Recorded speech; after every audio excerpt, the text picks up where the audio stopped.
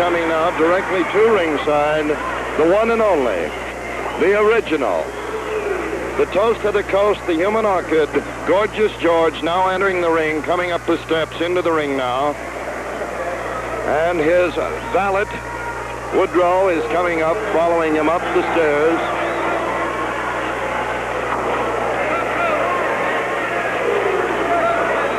His second, Irving Laufer, is holding the ropes apart. And the Gorgeous One steps into the ring. Woodrow is handing the tray to his second. Keep your dress down, sweetheart.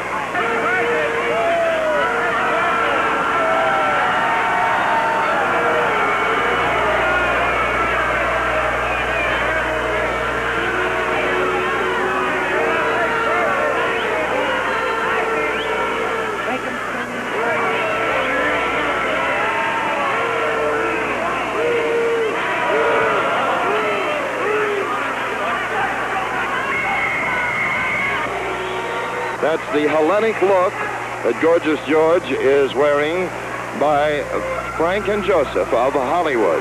They just presented yours truly with some gold Georgie pins. They're really beautiful. And Gorgeous George is going over to his corner now. Irving Laufer, the second, has been spraying the rain.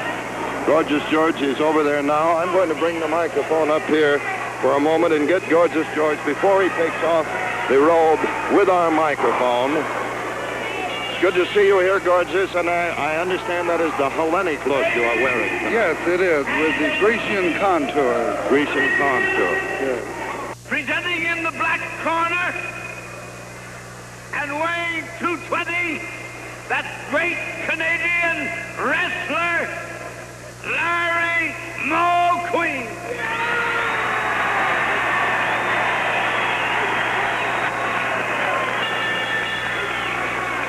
Weighing 210 pounds, the toast of the coast, the human orchid, Gorgeous George.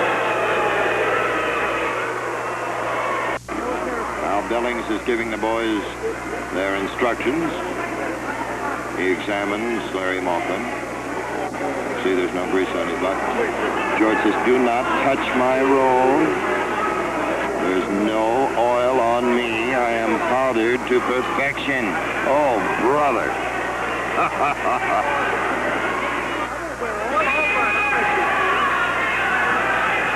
The commission thinks that I'll put filthy oil next to this beautiful roll. I don't know. Would you? I wouldn't know. Shut up.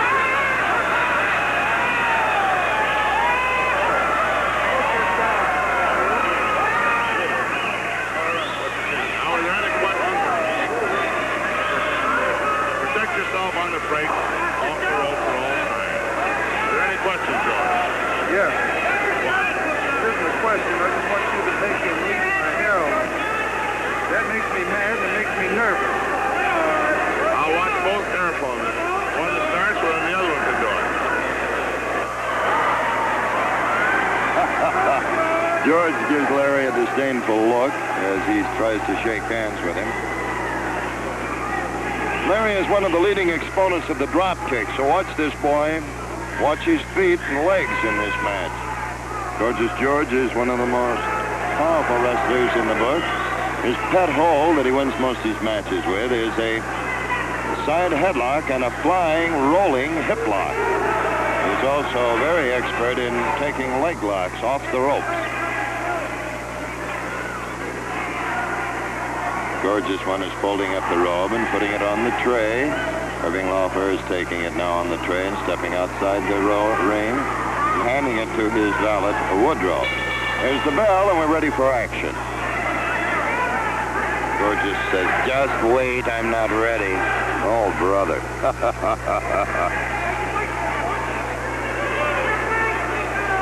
There's the Gorgeous George strut and prance around the ring. He really bounces around. He turned to the crowd and he says, quiet, you peasants.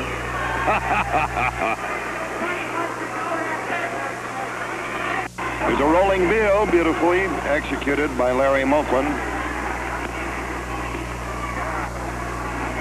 It's a reverse wrist lock.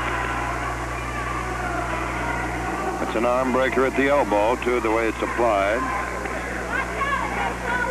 It's a pressure hold,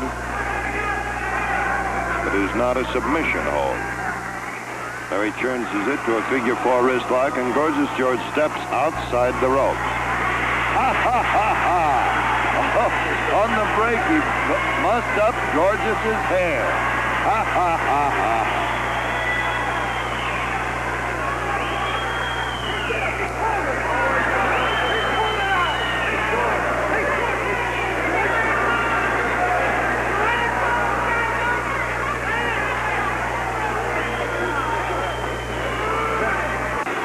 Uses all the tricks in the book. The feinties have thrown it off balance so he can come in with a hold.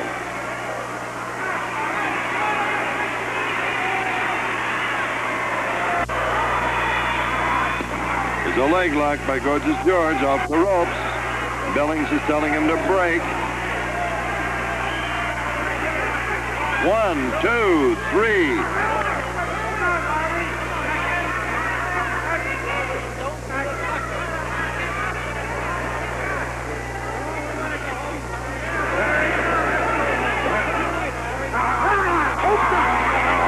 George went for a cradle hold, but he missed because Moquin won't stand still. Oh, ho, ho, ho! The Gorgeous one got outside the ring quick.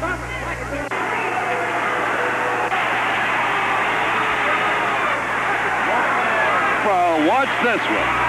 Oh, brother. Oh, brother. He really gave the Gorgeous one the full treatment. Ho, ho, ho. Flying tackles into the midsection while George was spread eagle. Oh, brother.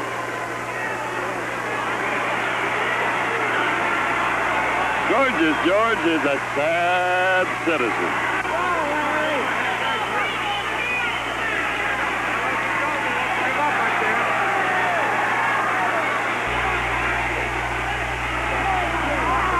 What I thought he was feigning, came up with that leg lock and using the ropes.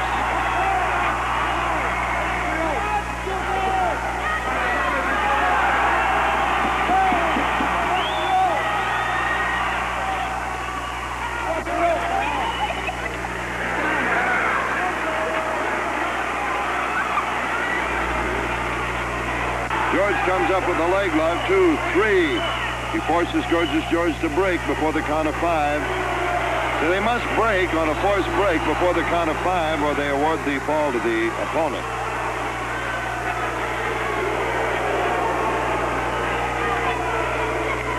It gives Moquin a chance to flex the muscles in that leg that George is working on.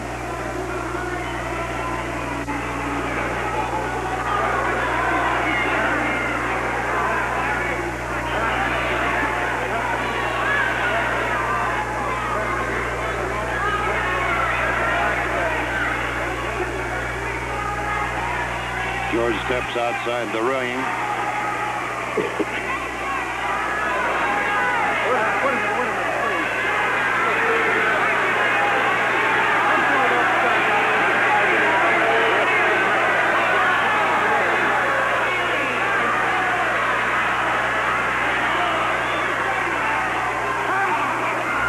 George goes for a rolling Beal on Moquin. He's very fast when he starts to move, but Billings tells him to break. He broke before the count of 5, but just barely.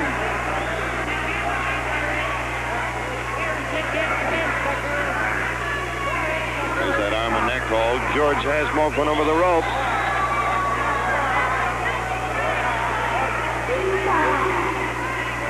Billings gave him another count, and George is softening Moquin up. Boom! Wow! Over and under. George hit it. The drop kick. Over and under. George hit it again. There we go.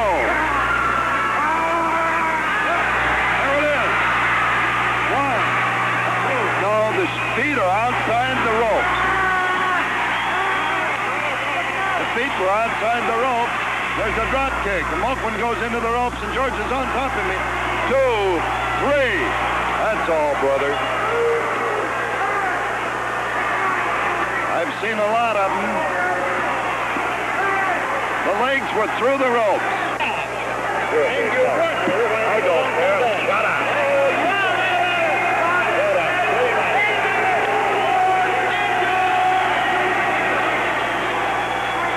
Gorgeous George is protesting with Mulquin. Mulquin naturally is hot under the collar. And a lot of the fans think it's a phony finish.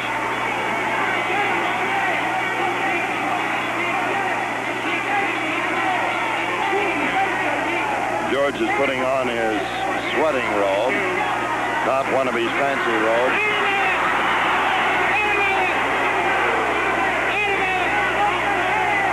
Oh, brother, Gorgeous George even has a snood for his head. Wow, he really let it go.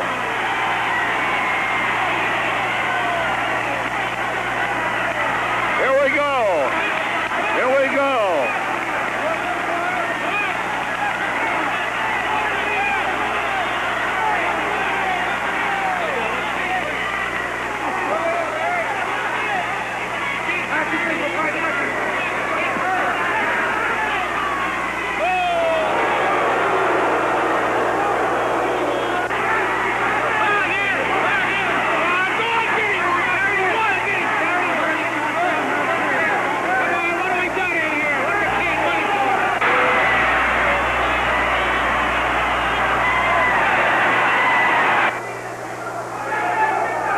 Ladies and gentlemen, we have the Crusher with us right now. And, Crusher, what's new with you? Same old thing, George. No question about it. After seeing these couple bums wrestling here, that I'm way out ahead of the field as far as the wrestlers go today. No question about it. I'm the greatest wrestler around today. What's that bum doing with that one finger up here? Come up here for an interview and the bum's giving me one finger. Well, Crusher, it means that you still got time to tell us what's coming up for you. Have you got any real great matches in the near future? Well, I'm in a position where I send a contract into any promoter, any place in the country with my name signed and an open signature. And anybody that'll agree to go in the ring with me, I'll take on. It goes for anybody I don't bar anybody. Or any two men, any which way they want to go. I want to take on anybody. I love to wrestle. I like to beat these bums. And do you ever put up any kind of money with this open signature? I'll do it any way they want. I'll put my purse against their purse. I'll put them $1,000 and do it any way they want to go. And any of these guys are the so-called champions they got around here. Crusher, you should get plenty of takers. Thank you very much for talking. I'm going to get these bums. Visiting time once again to Ted Travers sitting with Johnny TV heavyweight champion Valentine. As a matter of fact, he's handsome enough to be on TV in the movies. Anybody ever told you that, John? No, I think you're the first one. Well, if I was an agent, I wouldn't mind talking to you about it. Well, I like to hear these compliments. Let's sort of ask you, what are your problems, John? Do you have any problems outside of the one that we're all interested in? Well, the big problem we're going to discuss now are my problems in wrestling. Coming up, I have a guy barking at my heels, is the Crusher Lasowski. He's been giving a lot of insulting remarks, and I'm also interested in clearing this little thing up, you know. I want to meet Crusher and just put him in his place.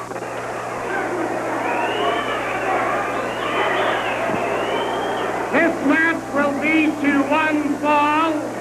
In this corner, weighing 240 pounds, from Milwaukee, Wisconsin, Crusher Lasowski. And weighing 235 pounds, from Seattle, Washington, Johnny Valentine. The referee, James Callis. Now, look at this. The Crusher doesn't wait. He wants to end the match right now. And he kicks him. Kicks him. The bell hasn't even rung yet. Here comes Johnny. Ground blow. Look at that. Oh, look. Knocks the Crusher out of the ring. Here's the Crusher coming back, and the bell hasn't even rung.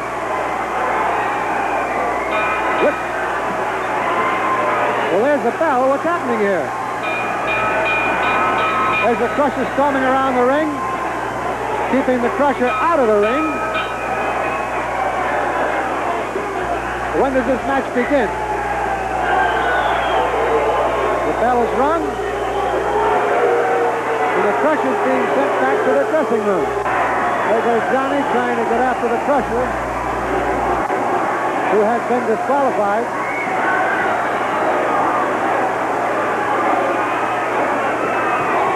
The place is really in pandemonium. Johnny was all set to do battle with the Crusher. The Crusher was disqualified by the referee and upheld. There's the answer for you. The crowd wants the Crusher to wrestle Johnny Valentine. There are no doubts about it.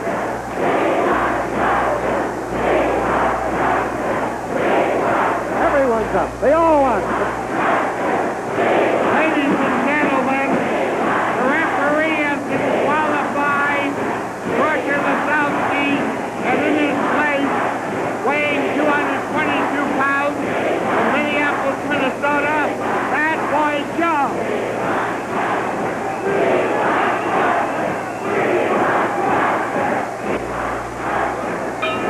There's the bell for the start of this match between Valentine and Bad Boy Joe.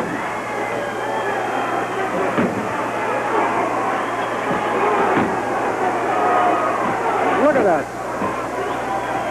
Joe hasn't got a chance. They're going to go to Skullbuster.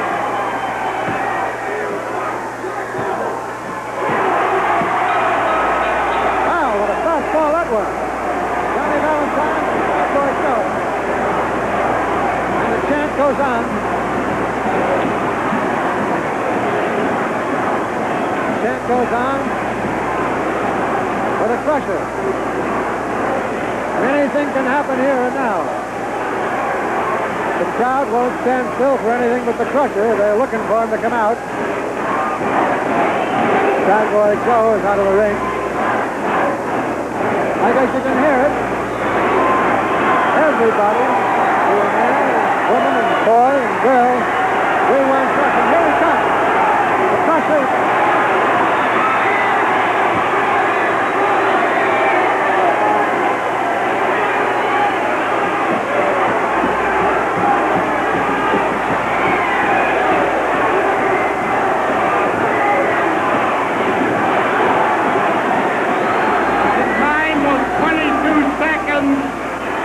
Brainbuster and a body press, the winner of the match, Johnny Valentine.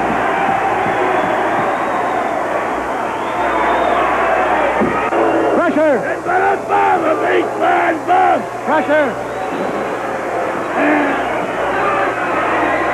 Crusher! Well, it looks like won't be stopped. What can you do except let the Crusher have his way? Crusher!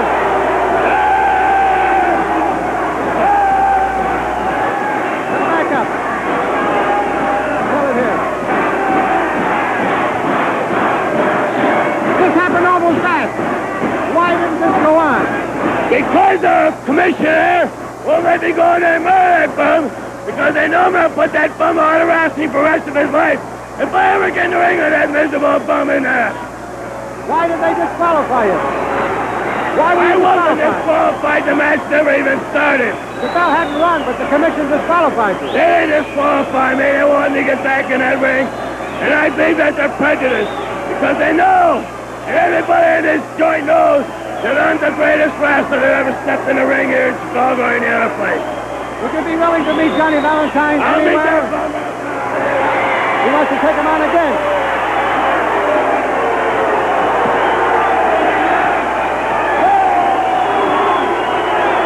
Crusher, what defense have you got against the Skullbuster? The defense I got is putting that bum in the hospital before I ever can use it. The best defense is a good offense.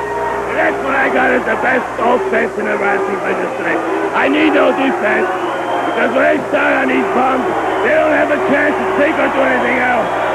When a crush gets done with a bum, he don't come back for seconds. Don't you think you started a little too early, though? The match hasn't even begun. Listen, that's because of the lousy bell they got here in this state. They should invest in a bell that I can hear. Look at here. Wait a minute, brother, move over. Yep, let me get over here. Well, let me tell you one thing. Eddie and Jerry are going to wrestle for the world's heavyweight tag team championship, right, Jerry? That's right, against Rocco and Perez. Now, wait a minute, Jerry. Let Eddie have a few words. Eddie, does this match faze you guys at all? Do you think that you can handle Rocco and Perez? Well, at the risk of repeating myself, I'll say again, we've prepared for this thing for a long time. And like I said the other week, Puerto Rico and these places, they've never had the competition to produce world-beating athletes. They have never sent competitors to the Olympics, and they don't have the competition to produce really tough wrestlers. And when we get finished with them, why, they can put them in a cattle car and send them back to Mexico or someplace. That's what we think about them. When you get finished with them, you figure on having that belt. Is that right? That's right. We will be the International Tag Team Champions as soon as that match comes off. And it's going to be the greatest match ever. Okay, Jerry. Wait a minute. Now, one thing here I want to show you. Oh, yeah. Wait. The headlines have already been printed up by the New York Times. And I wish they'd get a close-up on this. They're already printed. And this is going to be the Sunday morning sports edition. This is in the Sunday paper. There it is, folks. So take a look at it. The barefooted baron of the mat world, Argentine Rocca, collaborates with his partner Miguel Perez against the formidable Graham brothers in a best out of three falls tag team tussle. Billed as the world's tag team champions, Rocca and Perez usually manage to turn the bout into a major war whenever they lock holds with the villainous Grahams. The enthusiastic crowd prepares itself for the long siege when these two teams tangle. Miguel Perez takes the initiative and proceeds to vent his wrath on Eddie Graham. Miguel gives Graham a free ride, but the road's a little bumpy.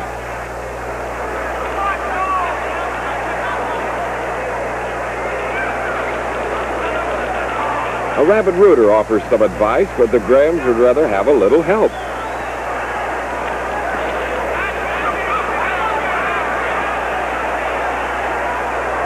Rocca is hitting on all cylinders now, and Graham's taking the brunt of it. Argentine is in a bad mood, and he's picking on everyone, including the referee. Rocca must have taken his nasty pills tonight.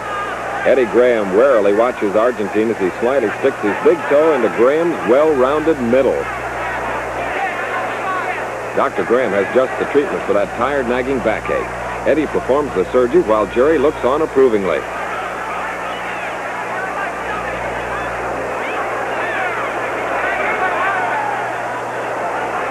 The operation is over and the patient is fine. In fact, Rocca has recovered so completely that he and Perez show their appreciation with a few love taps.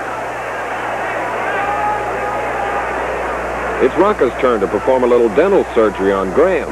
He neatly inserts his foot into Graham's gaping mouth.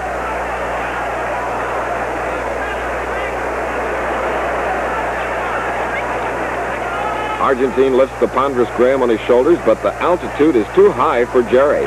He calls it quits, and the Perez-Rocca team is declared the winner of the first fall.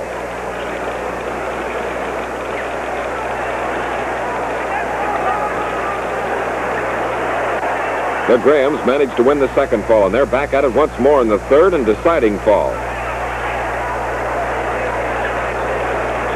The brothers are finally launched into space, and the thoughtless Argentine throws Graham out of the ring before he can even get into his spacesuit. Argentine has his foot back in action again. Yes, back in Dr. Jerry Graham's sweet countenance. The doctor can't seem to give the right prescription for this treatment. In fact, the good doctor might be wise to leave his ranting rival alone for the present until it's safe for further diagnosis, Graham style. The Graham brothers get the message loud and clear. Rocca and Perez pound their heads like a couple of bongo players in a cha-cha band. The referee stops the slaughter just in time to prevent the Grahams from becoming human sacrifices. The Perez-Rocca team emerges triumphant over the despicable, abominable Graham brothers, but the villains still think they were wrong. And now the man that says that without doubt he is the one and only man in wrestling today, the greatest of all wrestlers, the king of men, and the man that women swoon over every time they see him. Of course, I'm speaking of Mr. Freddie Blassie, the great Freddie Blassie. That's right, the great Freddie Classy Blassie. Yes. And like I say, I know you said it in a very disrespectful tone. tone. No, not at all, not at all. But like I say, I demand respect at all times because my record speaks for itself. My ability, knowledge, and know-how of the wrestling game. I've made a thorough practice of learning all the holds and the counter holds for him. And for every hold you know in the wrestling profession, there has to be 2 escapes. And every wrestler knows 2 escapes. Freddie Blassie knows 3 or 4. That's the reason I say that I am greater than any wrestler that ever stepped into the ring, besides being the best-looking wrestler. I understand your wrestling ability, but what about the women? You say that the women... Well, you know, the women, they swoon over me, but like I say, it doesn't do them any good because the people that I've seen so far, the women down here, the way they dress, I mean, it looks like they're all dressed in potato sacks. The women where I come from, they dress like women, and they want the fellas to appreciate them, and they know how to dress. But the women that I've seen out here, believe me, they're nothing but pigs. Oh, well, now I wouldn't go that Well, far. that's your opinion. All. You're See, going but I'm to entitled lose some of your I women. don't care. The ones that I'm going to lose are the ones that I said, just what they are, pigs. The beautiful women will still idolize the great Well, now, Freddie what type Blassie. of clothes do you think they should wear? Well, they should wear form-fitting clothes, something that, well, so that people can see what they look like. Oh, I hate these things when they wear padding and falsies and things like that sort, see? Oh. Like, after all, the women, they were made to be admired, and why should they hide them in the potato sacks that they are wearing and these things that they call hats? I mean, feathers way out here, my God, those things should have been outlawed 50 years ago. And now they're bringing them back in style, and they think they're stylish. They're not stylish. Well, Freddie, it would certainly have been nice having you with us. I wish we had more time to bring out your ideas, but I see that our time's just about up. Well, that's the trouble. Every time I get on here, you always say you wish you had more time. Why don't you give me more time? Keep the rest of these pencil necks off here and give the great Freddie Blassie more time to express his opinion. We'll do that next time. Here we go, and in the ring is Freddie Blassie and the Notre Dame boys. My fans, here we go, Australian style, 1 fall, 4 rounds. Introducing on my left, from Bounty Hunters Gulch, weighing in at 232, he is known the world over as the Hangman. And ladies and gentlemen, his opponent will be here in a big one on Friday night when he promises it will be a scientific match when he meets Rocky Johnson. It'll be for the title, and Mr. Moto will referee. Here he is, 242, one and only Freddie Blassie.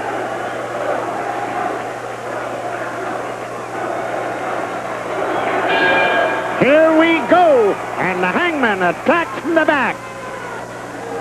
Blassie wore his America's Championship belt into the ring, and he goes to work. Wait a minute, this is the old Blassie.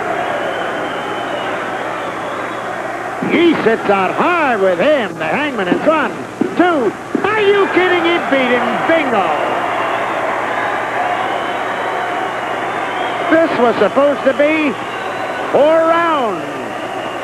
Or 1 fall. Ladies and gentlemen, in only 22 seconds in round number 1, scoring with a southern neck breaker and a body press, and the winner is Freddie Blassie.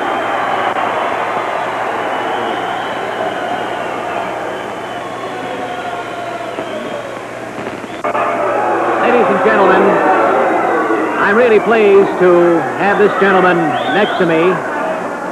I'd like to have you meet Buddy Rogers, the United States heavyweight champion. And, Buddy, I guess it's a well-earned title. How long do you think you're going to keep it? I've held it now for 3 years, and I hope to hold it 30 more, which I know is impossible, but let's take it this way. All the competition that the promoters would like to throw my way, I'm one champion that won't run away from them. If anything, I'll run right at them, throw them, and over them. And instead of having a wrestler for you, this time we have a surprise, and I hope it'll be a treat for you to get the inside on some of the activity behind one of the wrestlers, one of the better, if not the best-known wrestler in the ring today, Buddy Rogers. I'd like to have you meet his manager, Bobby Davis. Bobby, how have you helped him as his manager? How have I helped? I am the brains behind the champion. When it comes to the champion, you know, they don't even call me Bobby Davis anymore. They call me Mr. Wrestling. If I ever turn off that spout, there'll be no more world champions because I have the greatest. I'm behind the one and only champion, Buddy Nature Boy Rogers. When I sit in that corner, it's for one reason and one reason only. That's for watch for his folks. But since I've been managing him, there have been no folks and nothing to look for.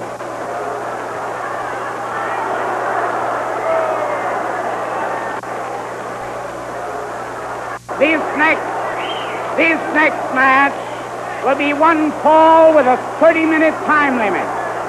In his corner, from Wellington, New Zealand, weighing 224 pounds, Abe Jacobs. His opponent in his corner, from Camden, New Jersey, weighing 242 pounds, the United States heavyweight champion, Buddy Rogers.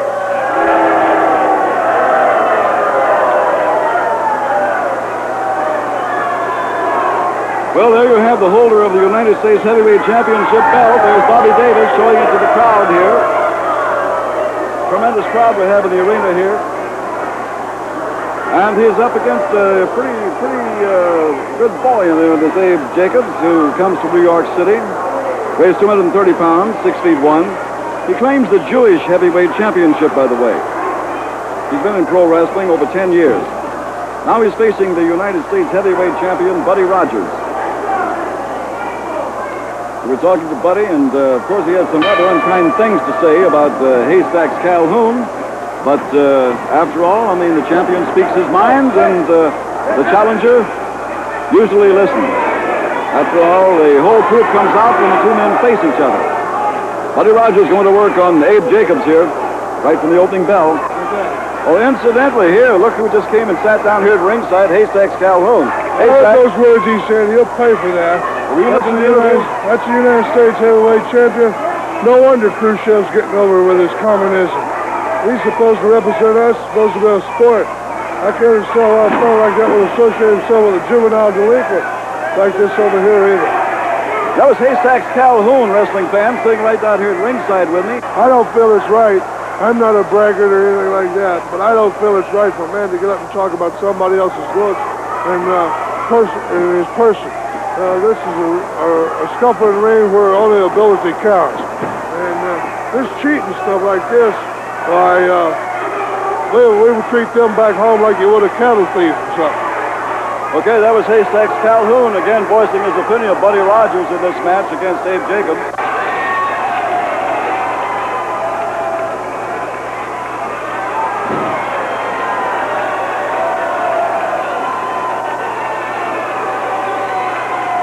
But old Father Time allows us, if we have enough time to talk to Haystacks, we will. But meantime, here we have... That's an American that believe in true fair play. Haystacks is referring to some of the ringsiders here who are right up alongside of the ringside, really giving Buddy Rogers what for here, along with the referee, Einar Olsen.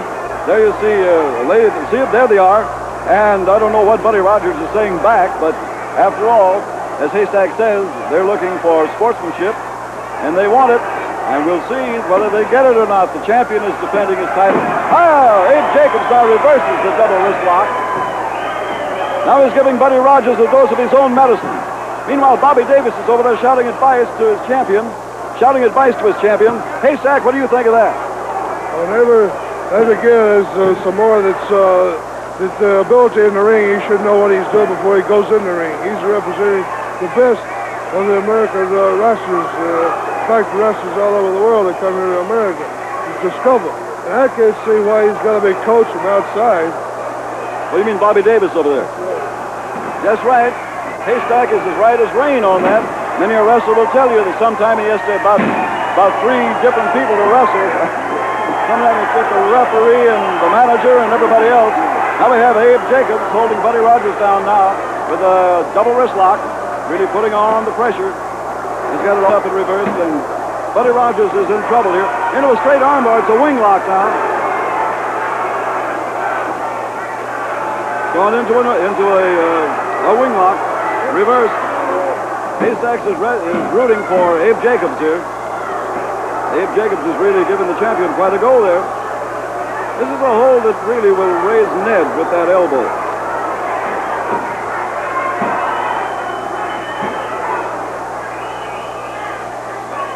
Buddy Rogers, as you know, is the United States heavyweight champion. Really getting some punishment now from Abe Jacobs in this arm lock, or wing lock. Rogers has been a professional for about 15 years. He knows all the tricks, knows all the locks. There goes Abe Jacobs all the way across over the ring, a flying tackle. Now to the other one, look out! Oh, both men missed drop kicks that time. Both men fired drop kicks at the same time. Will the champion get up? Bobby Davis rushing around here in the ringside. Bobby Davis shouting to Buddy Rogers, come to go pin him. Rogers over kick, working Abe Jacobs over now. Both men dragged it up terrifically. They both missed high drop kicks. Both landed flat on the backs of their heads. Now knee drops in the small of the back. Buddy Rogers working out going into this double grapevine. And there it is, a double grapevine on Abe Jacobs. Abe Jacobs is going to have to give up on this. No man has ever broken this or ever gotten out of it. Abe Jacobs suffering agonies in this double grapevine. Buddy Rogers pouring on the pressure. This is a hole that can't be broken. In fact, Buddy has offered thousands for any man that could break it. Now he really works on the leg of Abe Jacobs. Haystacks Calhoun is going up into the ring here. He's been sitting at ringside. Haystacks Calhoun is coming in the ring. Goes for Buddy Rogers. And out goes Buddy Rogers out of the ring. Bobby Davis is kicking Abe Jacobs. Oh, what a terrific riot going on here now. Haystacks Calhoun makes for Bobby Davis. Goes over to Bobby Davis. There's Haystacks Calhoun in the ring, chasing Bobby Davis over in the corner. Oh, a terrific right to the jaw. Buddy Rogers bouncing up with a knee drop to the small of Haystacks' back. Now they're both going to work on Haystacks Calhoun. 700 pounds of Haystacks Calhoun. And there's a terrific club to the side of Buddy Rogers' head. And there's that horseshoe. Haystacks chased them both out and get a horseshoe and a chain. Challenging them all to come in here. Buddy Rogers looking up into the ring. A sneer on that handsome face of his. Haystacks coming out of the apron in the ring. As they're going down after Rogers. Stands there. Rogers looking back, glaring defiance. Haystacks Calhoun shouting threat. This is one of the most tense moments I've ever seen in a wrestling match, wrestling fans. Haystacks Calhoun, 700 pounds of muscle standing there on the apron of the ring, challenging the United States heavyweight champion as he makes his way out of the arena. Visiting time once again, and we'd like to say hello to Nikolai Volkov and Johnny Case and ask them a few questions, especially one that's been the topic of conversation for quite a little bit now. Which one of you, or did you both work on and discover this claw that you attached? Well, actually, my partner Nikolai saw the claw in operation in a foreign country that he wrestled in with his brother prior to the time that we formed the tag team partnership. And he told me about the claw. He knows more about it. He can tell you about it. Well, how long ago was it, Nikolai? Oh, it's been a good 6 years that I know about the claw, and I've been working on it, perfecting it, and I've showed Johnny just where to place the fingers and so forth to grab them nerves, and that's where the paralysis takes effect. Oh, it actually does? There is a stomach paralysis. I thought that this was simply something very, very painful when the claws get in there. It's painful, but at the same time, there is a paralysis effect. I see. It's a nerve.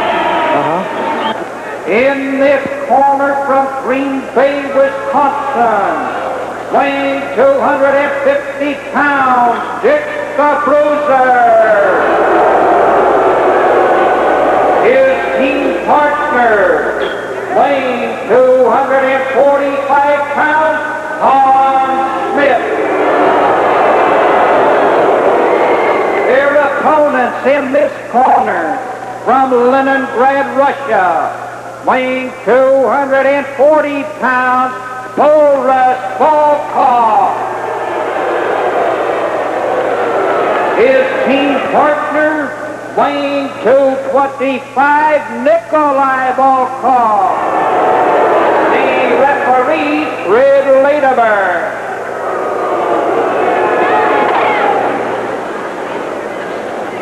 Well, dear friends and gentle people, this is really an international affair.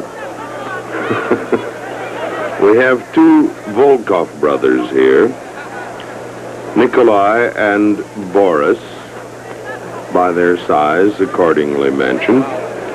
One Hans Schmidt, originally from Germany, and one Dick the Bruiser, whose name is Afflis. These four represent about the most explosive situation you can get into a ring.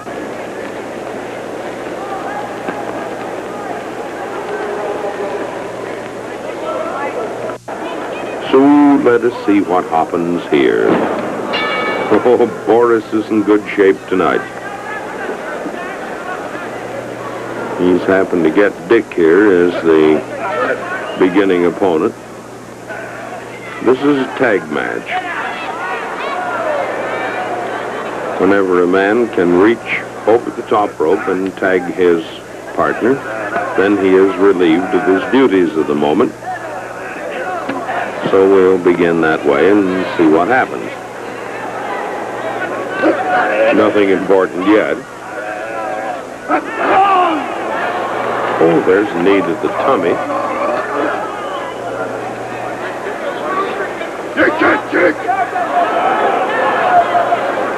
Now, let us not call our Mr. Lederberg a big jerk.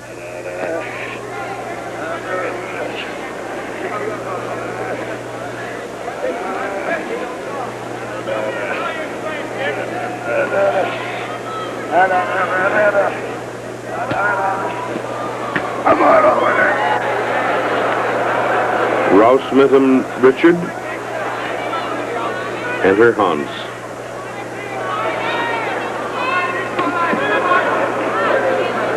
There's one right in the whiskers. Flying mare. A small-sized drag. Wait till he gets in the ring, Boris. No, Richard. Your activities take place in the ring. That's better. Thank you. Da. That's the only Russian I know. Outside of Nichibu. By the beard ski. The flying mare ski.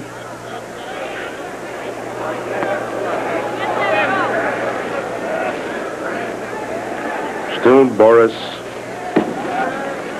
Volkov.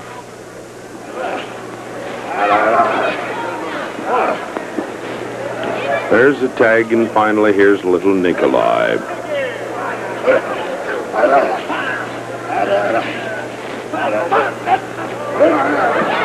Flying head scissors, take down with it. Real good. Hans, Rouse met him.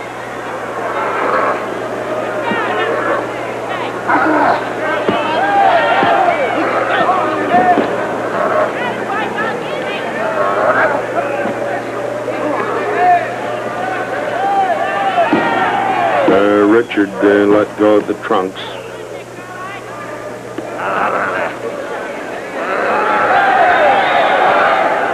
No, you got to touch him with the hand, Hans, not the foot. No, stay out of there.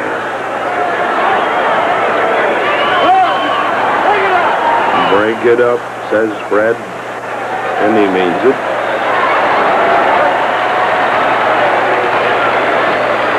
Dick the Bruiser hardly knows where he is.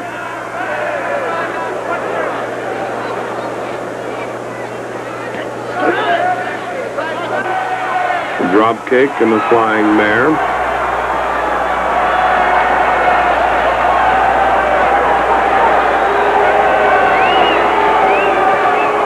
Dick, for your information, this kid used to pick up caviar in 40 below zero.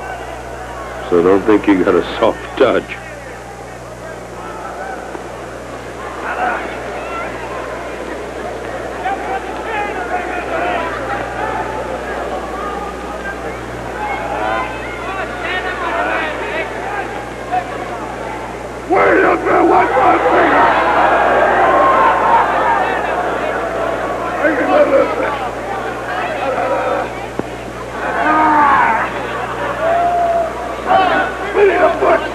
don't stop to examine your hands.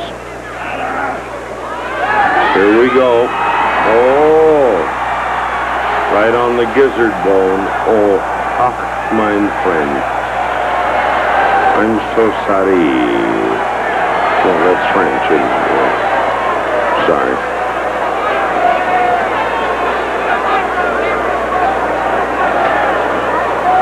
Oh, after a few more broken ribs, Dick, you'll look just about like Schmidt does on the back anyway.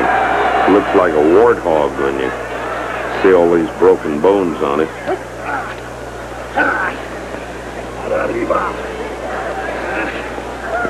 There's a hammerlock by the 4, or gathered as it's sometimes called.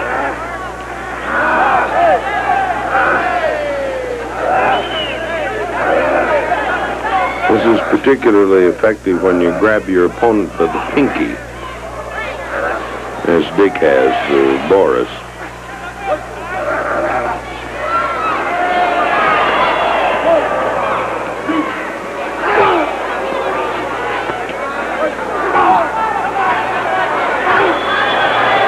Fred,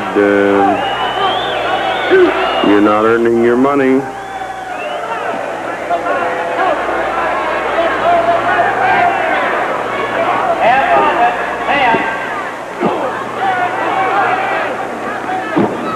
Flying mare.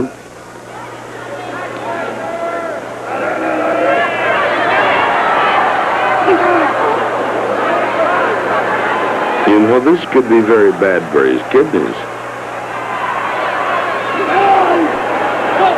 Might cause one of them to float. Whatever that means, I don't know. Well, there's a tag.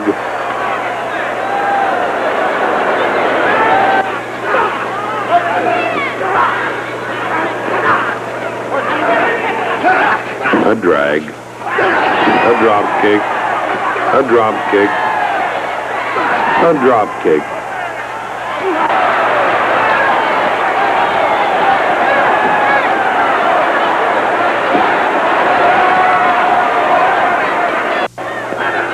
And he's going to booger him up and find shape in a hurry. That is, if he has his way. Everybody's on Nikolai but the referee. Uh-oh. Mr. Schmidt caught one right where he keeps the Sauerbraten. Well, Richard, I'm afraid you're in for it. It seems like. The Wolfcocks have got you by the collar, kid. 1, 2.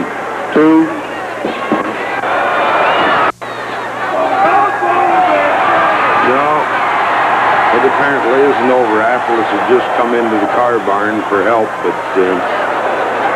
no soap. He's now got Boris, who looks a little bit fresher than he, I would say. How do you count in Russian? Ein, zwei. No, that's German. Hans is studying something or other. Well, poor old Dick the Bruiser is getting his chops knocked off. Whoop. Whoop. Not for me, says Hans. Get back in there, big boy. You want to make a bully deal out of this? Oh, there's falling out amongst thieves, huh? Go right ahead. Chop each other to pieces. I don't care. Crowd loves it. This isn't good, you know, boys. I think you have lost. Really and truly, I do. I believe you have. Patrick, make this all official, will you? The winner of the match, Boris and Nikolai Volkov. Well, in addition to Sputniks, they got us again. The Volkov brothers over Hans Schmidt and Dick the Bruiser. Weighing 260 pounds, Fritz von Erich. Fritz von Erich. In the other corner, from Hollywood, California, weighing 230 pounds, Bobby Brown. Bobby Brown. One fall, 30-minute time limit. Look at Eric come out of there. Woo! Boy, a blitzer. He really bombed out of there.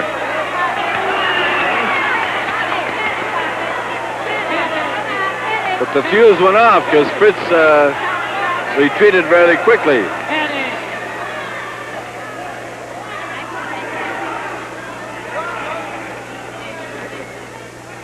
I tell you what, that Von Erich moves very quickly for a man his size. He's very agile. Weighs about 260 pounds. Bobby Brown is in at about 230.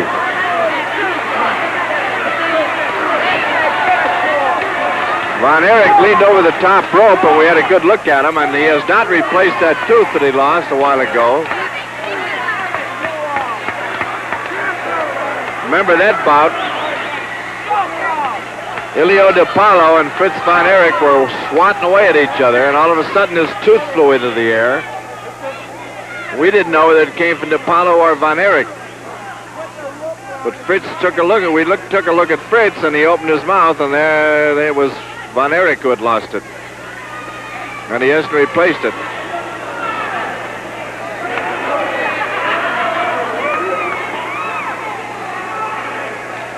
Now he's starting to dish it out.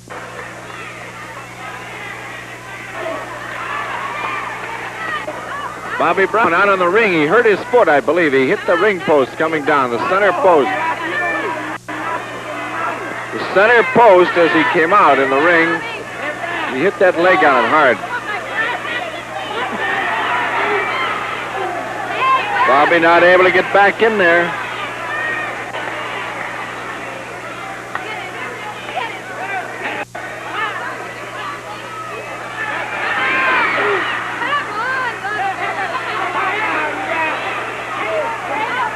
Von Erich now throws Bobby Brown into the corner, and he is poised suspiciously close to this reporter. He's got him racked up in the corner. And Von Erich finally pushed away by the referee.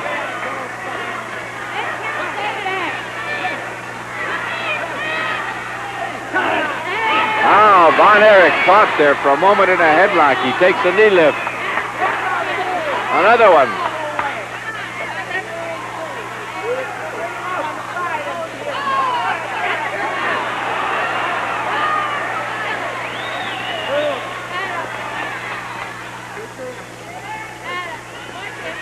Bobby Brown getting that leg wrapped around. He stomps on the tender tootsies.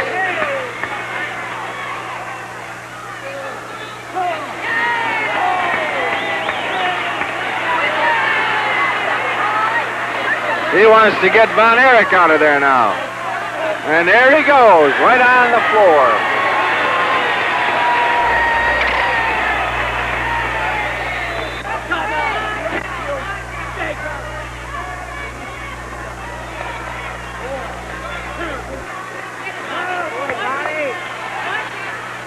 You get some pretty good dialects in here.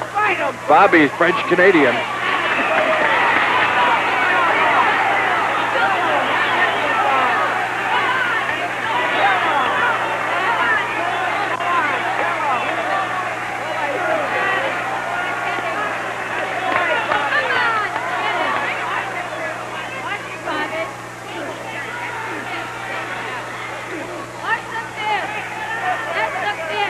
Boy, these two have taken a lot of punishment.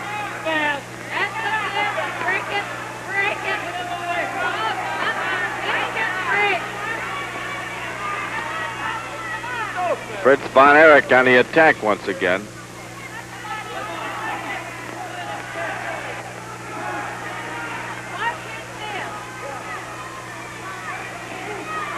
Boy, he put the boot to him, but good.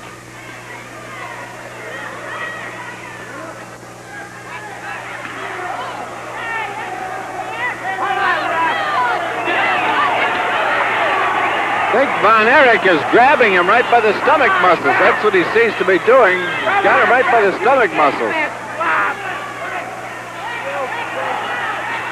He's grabbing him right by the stomach muscles and squeezing hard.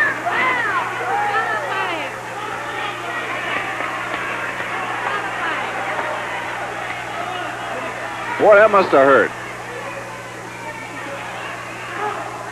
There he goes again. You can see what he's doing. Perhaps you can't. Frank Potterly is right in there. He's digging right in there with his hands.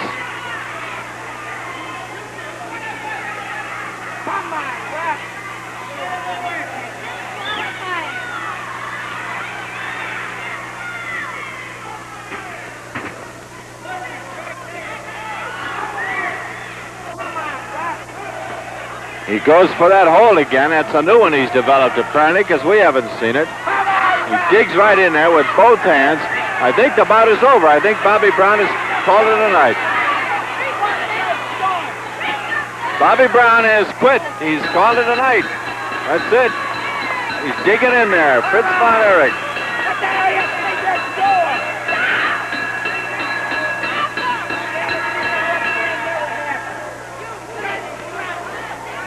And that is a new hole. I don't know what it is, but that's a new one that Fritz Von Erich has developed.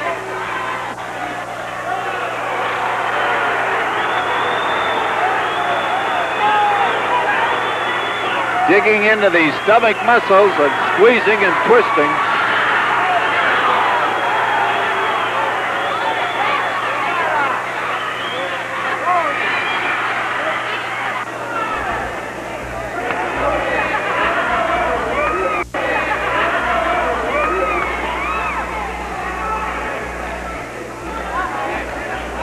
The winner, Fritz Von Erich. Fritz Von Erich. There's an unpopular decision, to say the least.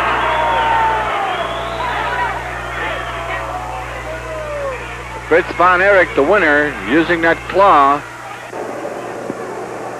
From Detroit, Michigan, weighing 250 pounds, Killer Kowalski. And from Fairbanks, Alaska, his weight 275 pounds, Yukon Erich.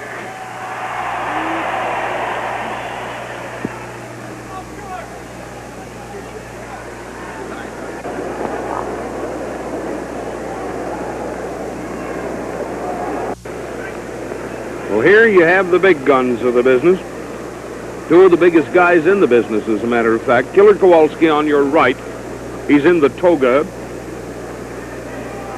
Maury Friedman is the referee, and facing you is Yukon Erich. He of the missing left ear. That is, a big piece of it is. And this is the guy that took it off of him up in Montreal. So, it's quite possible that Erich is going to be gunning for a piece of an ear tonight.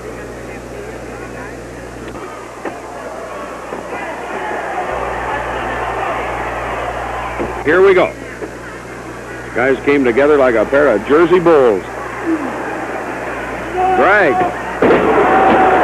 Talk about DX. Boy, he got it.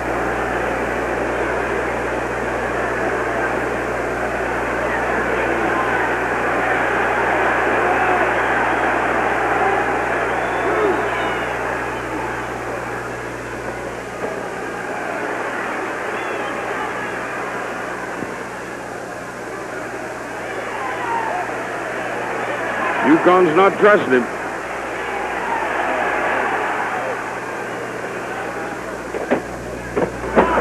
Well. That's the advantage of wrestling in your bare feet. Well, Yukon doesn't like those flying arm drags, and he doesn't take them.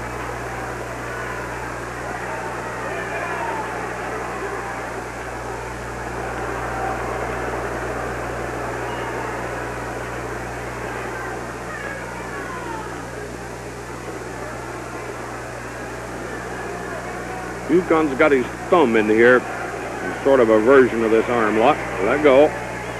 Well, between Friedman and Kowalski, they'll get the old boy dry pick. He's just playing him.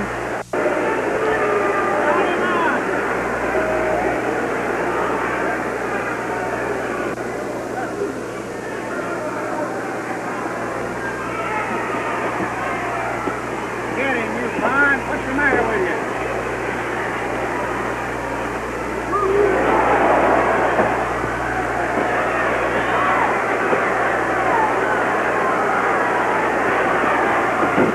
Get him.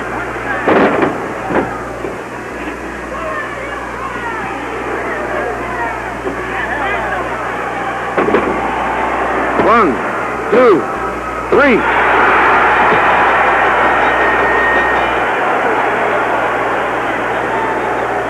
Uh-oh. Uh-oh. There's gonna be a hassle. I think the referee counted the wrong guy. Winner of the best round, Kowalski.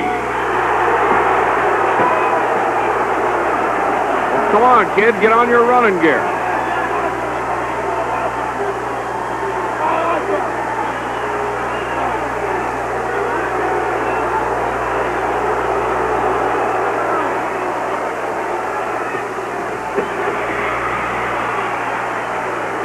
Quit bragging, Mr. Kowalski. You'll get...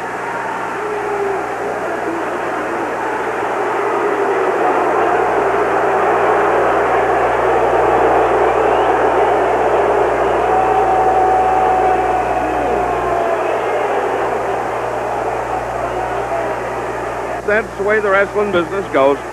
Gillard Kowalski winning over Yukon Eric. Well, ladies and gentlemen, these dudes I've got up here with me now are known as the Sicilians.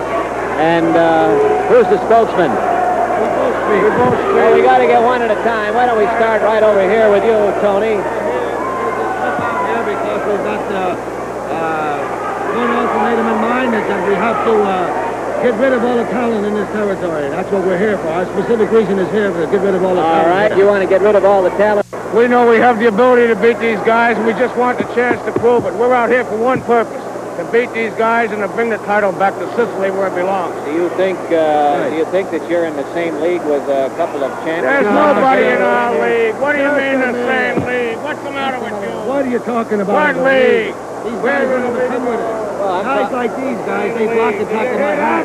Back in Sicily. We are the greatest tag team in the country today, in the world. Tell me first of all, who did you beat? We're beating some of the top contenders We in beat the them country. all. Names are immaterial, but we beat Name them all. everybody and we beat them. In his corner, from Milwaukee, Wisconsin, weighing 220 pounds, Jack Allen. His team partner from Munich, Bavaria, weighing 226 pounds, Rudolf Yakov. The opposing team in this corner from Sicily, weighing 242 pounds, Tony Altamar. His team partner, also from Sicily, weighing 243 pounds, Lou Albano.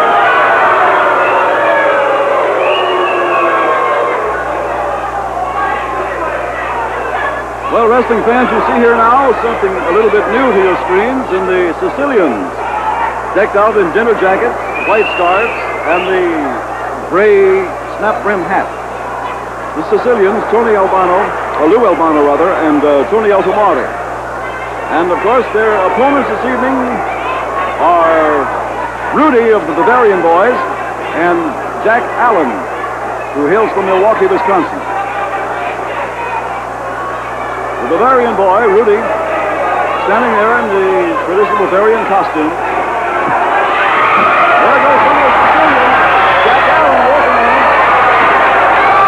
Things are getting started here. That's a hurry.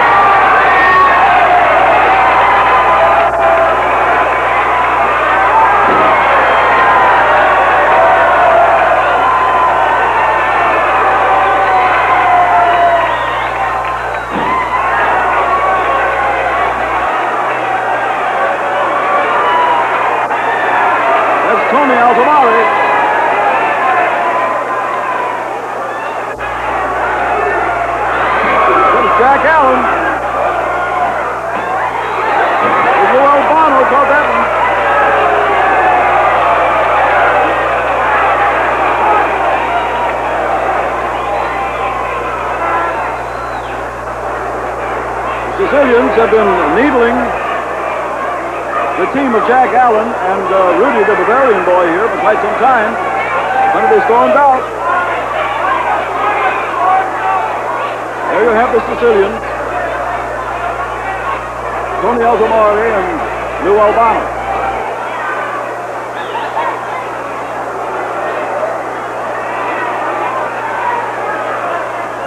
They claim the Italian tag team title, by the way.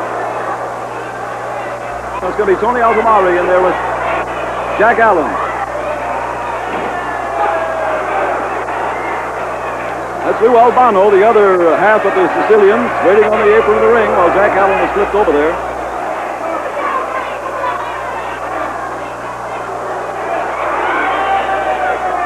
Allen's in bad territory now. It is always the case of a tag team match. You get over into your opponent's corner and you just got to find a way to get out. That's all there is to it. There's Rudy, the Bavarian boy, coming in to help his partner, Jack Allen.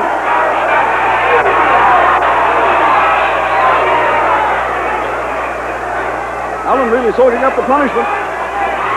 The tag, Lou Albano in now. Chin locks. Looks like a smother. Content with a headlock.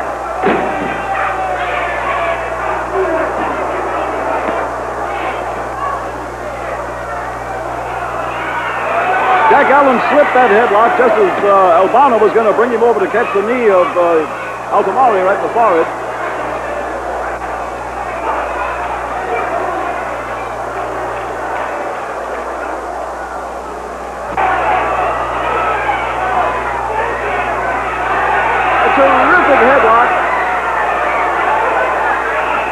Terrific headlock on Jack Allen.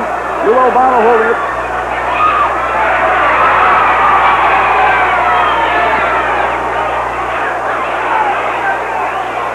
Again, the referee's back this time.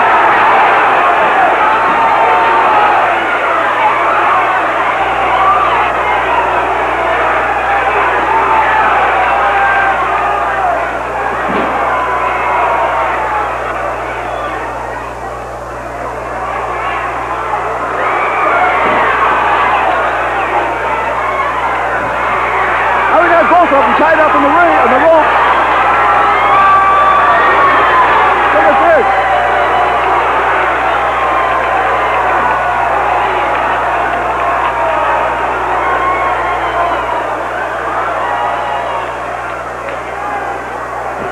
Both of the Sicilians tied up in the ropes, flying body checks. Here goes a battering ram.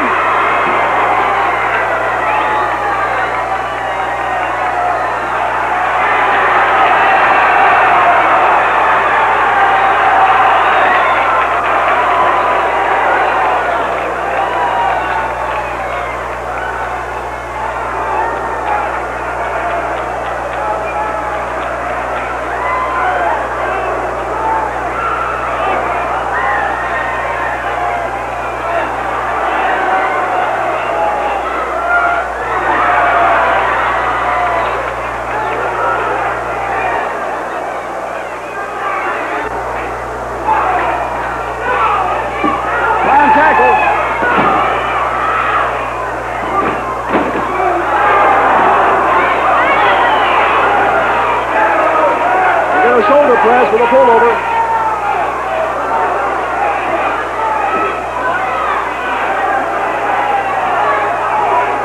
Looks like the count of three. Now hold the Sicilian blockbuster. The winners, Altomare and Albano. Roy, let me have one of those boomerangs for just a minute. A lot of the people don't think that these are real. I just want to show them something. Now, this is a metal pole here, and listen. That, I guarantee you, can break your neck for you very nicely, can't it? Oh, they're real enough. Yeah. So on a Friday, we'll demonstrate with them. All right. Some of the fans have written in now saying, why are you allowed into the ring with these boomerangs and the other wrestlers aren't allowed to bring in anything at all? The idea of the boomerangs is this way. They're an emblem of our nation. Where tag team was invented. Good. I want to add a little piece in here, Ray, that some of these people singing out here.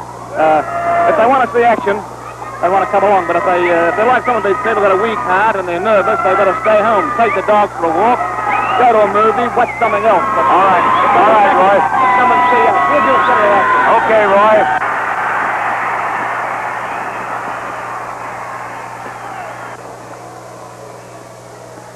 And the next bout will be a tag match in which the Miller brothers, known far and wide for their rough wrestling,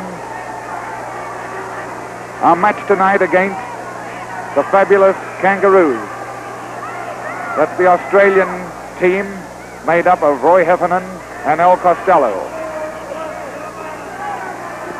As usual, the Millers are reading their interpretation of the rules. They're telling Teddy Thomas how they feel that the match should progress, but Thomas is not a man to stand for a lot of nonsense, and being one of our most capable officials, we'll see that this contest is kept under control, but there's a surprise move. A surprise move by El Costello as he hit Big Bill Miller on the head with the huge boomerang that he held in his hand. Both he and his partner bring these large boomerangs into the ring as a symbol of their country.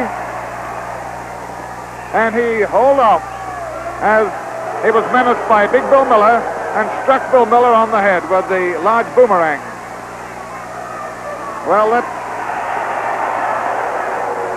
is quite a thing to see Big Bill hit the ground so hard, but that is what happens in wrestling. You never know.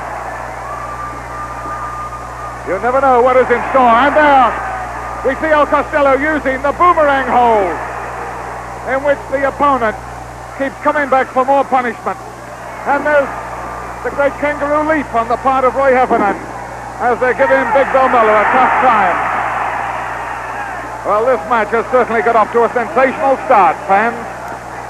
And if this is an indication of what is in store, it should prove to be one of the liveliest tag matches. Big Bill Miller applies a strangle with that rope.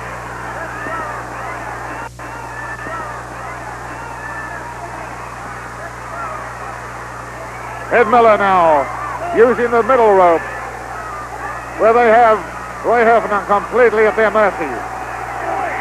Both men kicking away at Heffernan's head, and Thomas is getting impatient. He's ordering them back. But I'm afraid Thomas needs some assistance here.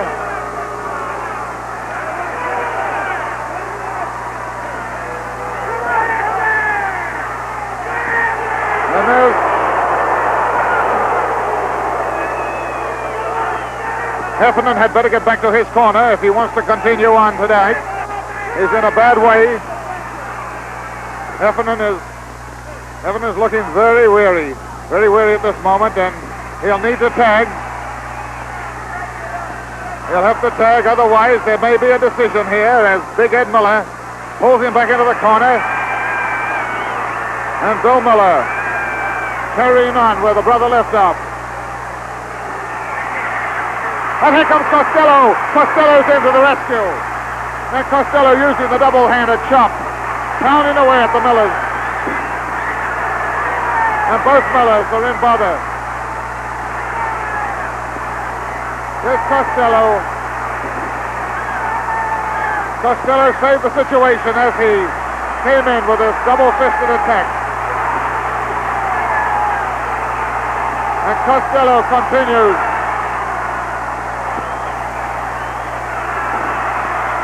And this is a turn, fans, where the fabulous Kangaroos, who were in, it looked bad for them. But once again, Bill Miller has Heffernan, but not for long. And there, El Costello has Ed Miller in the famous boomerang hole.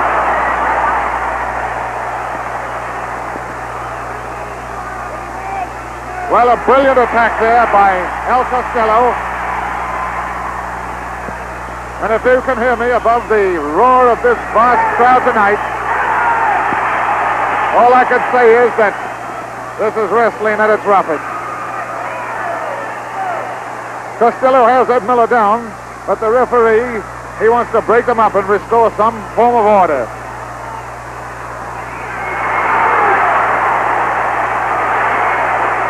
Another two-handed attack by Al Costello on Big Bill Miller, as Big Bill Miller is knocked from the ring. And the boys got out of hand. The referee seems, he finds things difficult here, as all men are in the ring.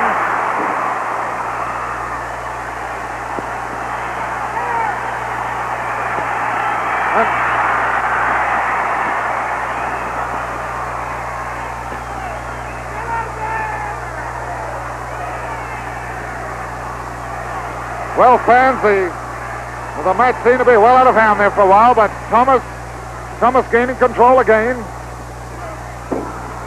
as Roy Heffernan, who was in such bad shape before Al Costello came to his rescue, is still receiving the punishment.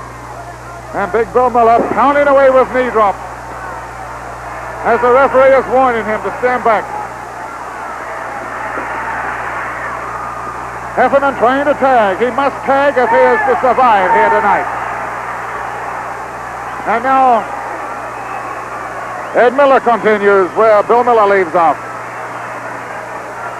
And Heffernan is in bad shape. He must tag. He almost tags, but not quite.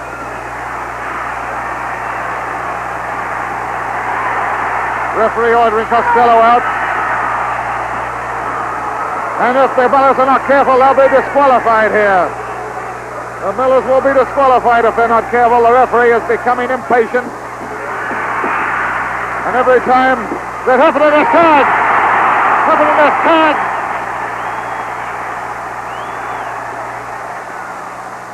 And Costello is in the ring. And he's tying up Bill Miller.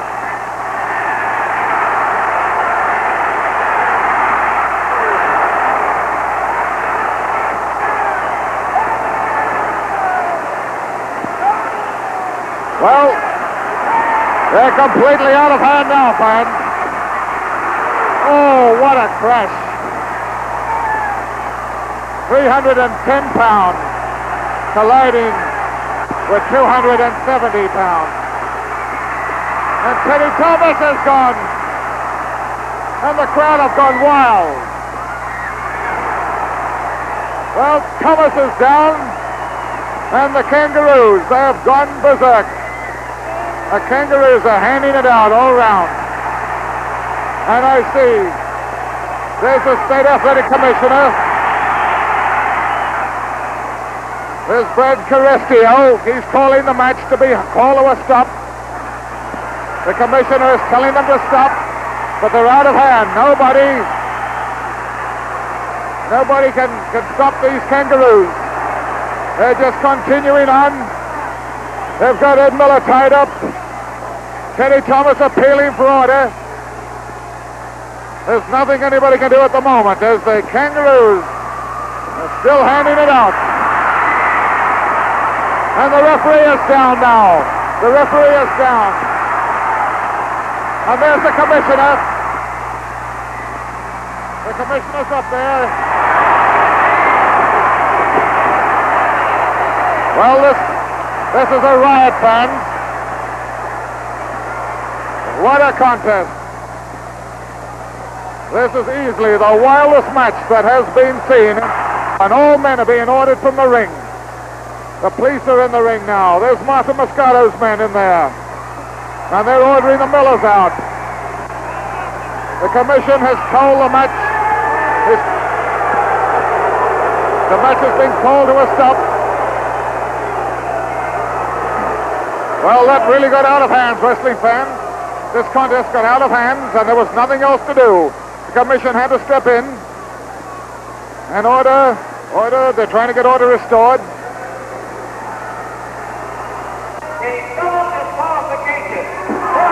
Well, both men were disqualified. Both teams disqualified. They got out of hand, and that's what will happen when they do get out of hand. Commission stepped in, and referee Ted Thomas, he did his best. He did his best, and here we have Ed Miller appealing to the commissioner. There was nothing.